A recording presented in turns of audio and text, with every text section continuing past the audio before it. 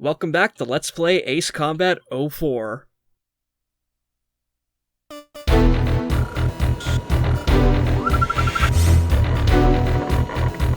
Your next mission is to attack the solar power generator plants in the Faith Park region. These generators equal nuclear ones in output and provide about 60% of the energy for the Erusian's military-industrial complexes. Since they do not require oil or uranium supplies, we cannot stop power production by interdicting their supply lines. This deep strike mission will not only cripple the Erusian's industrial output, but also divert attention from our own imminent invasion plans.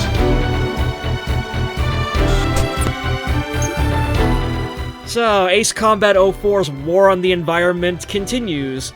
The last couple of times we had an aerial battle over a wind farm, and followed up by blowing up a petrochemical plant and causing an oil spill, and now we're destroying a solar power plant. So what the fuck, Project Aces? But you'll be able to go close to the ground and see the destruction in really impressive detail for a PS2 game. Fair enough. So, just trying to decide which plane should we be taking out here, and... F-35, let's go.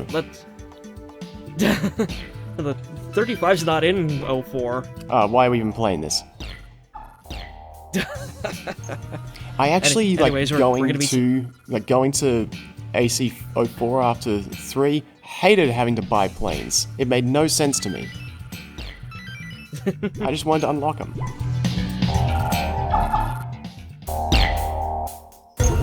Yeah, I know, and it's weird also the fact that, Mobius 1 is an actual military soldier. He shouldn't have to be buying planes.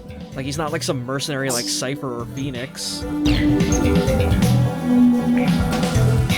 Economy's tight. Plus, yeah, I was gonna say, where is that money going to? Is it just, getting funneled back into ISAF? It's all actually part of a really complex money laundering scheme. Use the solar panels as markers and proceed due north to the power plant. Don't forget wingman consideration during... So, again, I really like the music for this mission.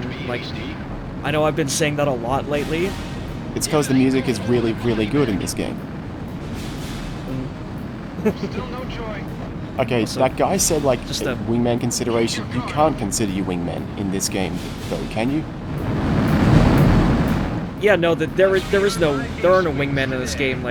The AI-controlled friendly planes are absolutely goddamn useless and invincible. We've seen what invincibility looks like in this game.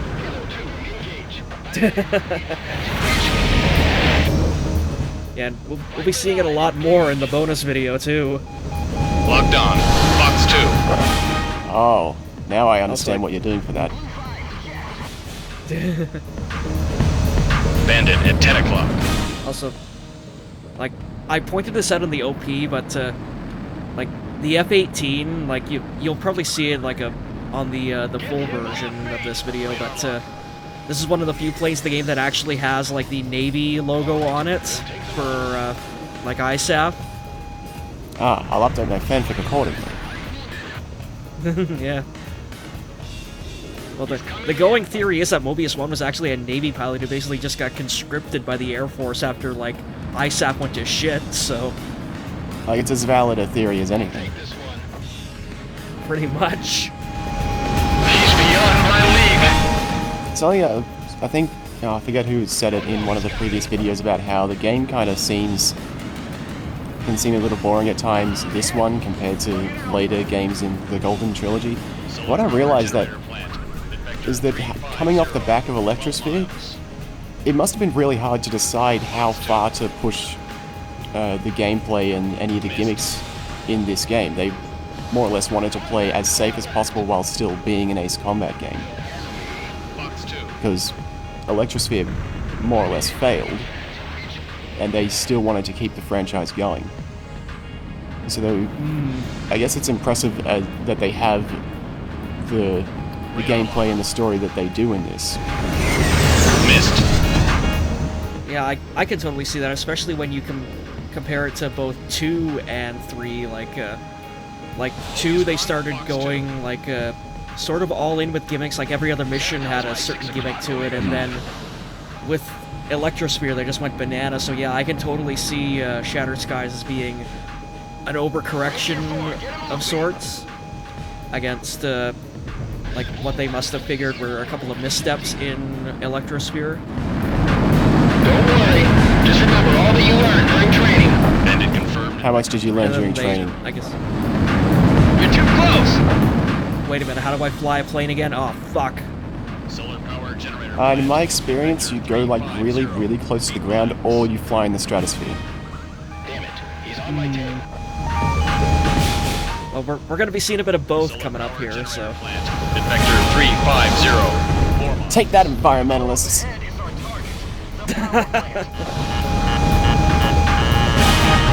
It's like, all we have to do now is just like... Is there a mission like involving a nuclear power plant coming up in the future? Like... Fast drop. Also, you can see here, we've got actual flak we're dealing with here for this one. Oh, nice. So yeah, like, that's the interesting thing about, like, the flak screens, like, in, like, pretty much every post-4 Ace Combat game is the fact that, like, there's sort of a set altitude for, like, the flak screen.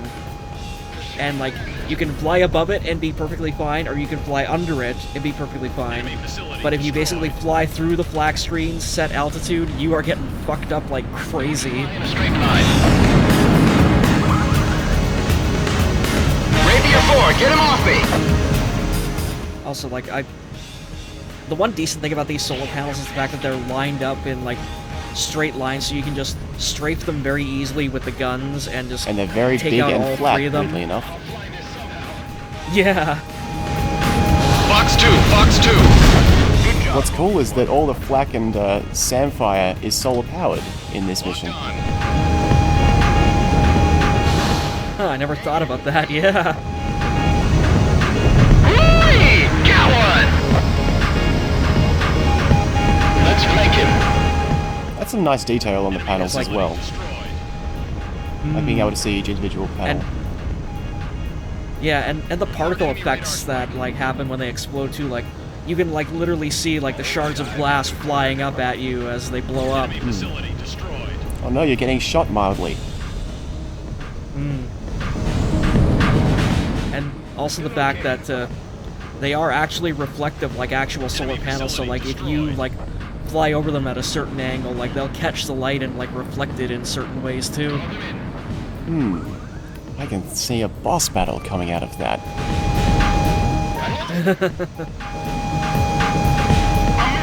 Not in this game anyway. Alright, Mobius 1. Enemy facility destroyed. Also, yeah, I'm just remembering, I'm pretty sure that Excalibur was sort of solar powered too, wasn't it? Nope, forget. I just know that they had them. I don't think they were even solar panels that were reflective. They were just highly reflective blimps. Yeah, no, that's the Infinity version of Excalibur. Yeah, the good one. Don't let your flying get sloppy. Also, like, you'll see it a little bit clearer just coming up right here, but I love the fact that they actually built, like, a couple of solar farms inside some of the craters left over from Ulysses. That's engineering. That's intelligent. Yeah, that's taking a lemon and making lemonade, because it more or less makes... Yeah, see, look at that. It's a perfect parabola.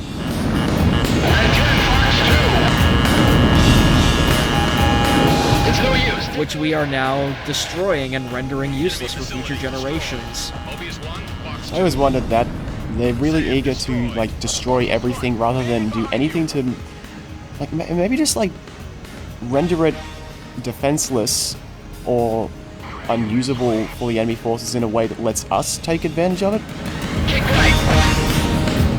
Yeah, like that was the thing that I really liked about Ace Combat 2, is the fact that, like, okay, like, all this stuff that we are attacking is technically used to be and will eventually be again our property and our equipment, so don't destroy it. But here it's like, nope, fuck it.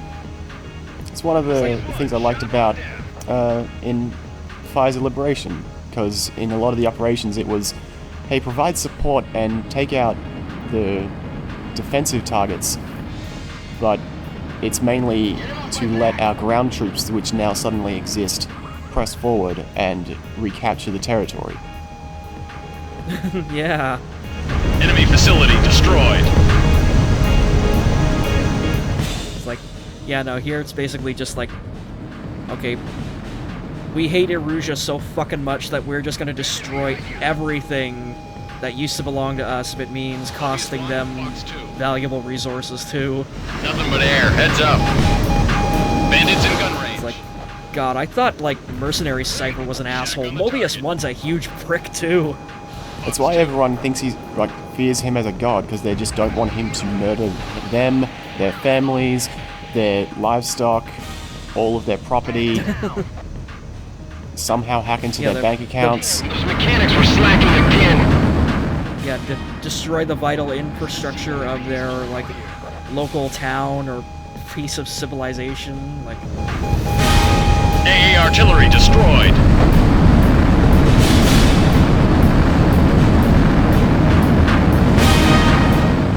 How much of a dick do you think the protagonist of 7 is going to be? Oh, a massive one. That space elevator is getting blown the fuck up by the protagonist. I know, that's what I was saying. Confirmed on radar.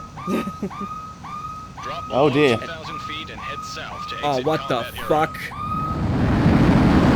2,000 feet? What do they expect us to do? Go underground? Yes. So yeah, basically after 6 missions of just Stonehenge being just a thing that's out there in the background, surprise! And of course, well, it's because it's the first time we've been inside that giant circle, isn't it?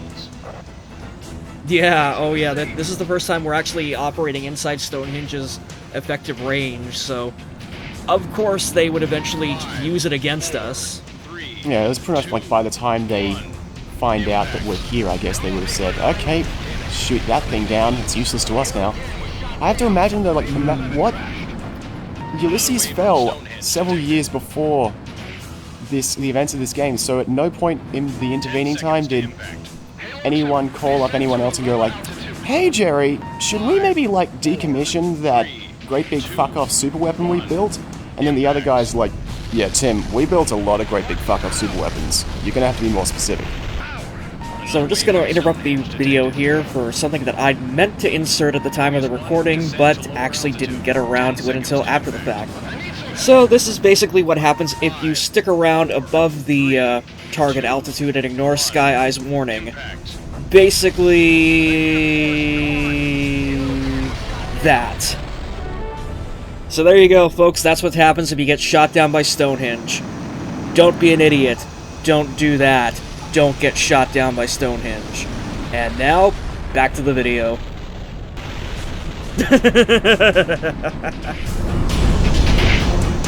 Yeah, that always got me too. Like, you know, like, I had to, like, come up with, like, a rationalization for it, like, in the thread for, like, okay, why did this thing still exist after Ulysses Day? And it was just basically, like, the FCU is really fucking dumb, okay?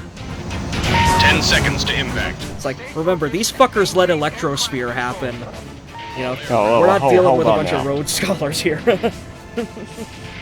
But I mean, you could argue that, in 3 years, that could have been enough time to, like, it could have been locked up in lawsuits, or not lawsuits, legal matters, and trying to pass, trying to argue that it should be kept online in case another asteroid fell. Like, it would have been given due process, more or less. And that would have taken enough time for it to stay online while the events of this game get set up. Yeah, no, I can see that, yeah. Because, of course, like, the FCU built it in a completely different country from their own territory, so that thing was basically just a legal nightmare to begin with. Is eliminated.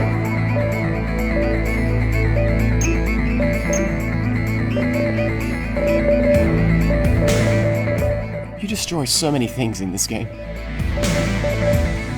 I know, like, I'm just learning things, like, you know, I had this great glowing image of, like, this game and, like, Mobius 1 as a character going into it, and then war crimes all the fucking way down. At some point I realized my uncle, my would-be guardian, had vanished. Maybe the secret police dragged him off for some drunken comment he made. Maybe he chose to disappear. I didn't have anyone to turn to, so I found myself living as if I were a member of the Yellow Squadron.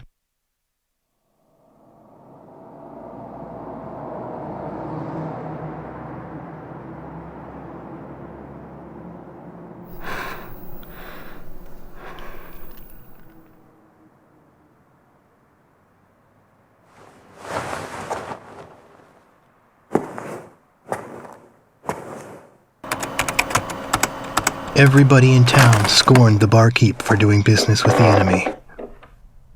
In reality, he and his family were members of the Resistance, gathering up intelligence information from enemy customers. His daughter protected me, but that was only because of my tender age.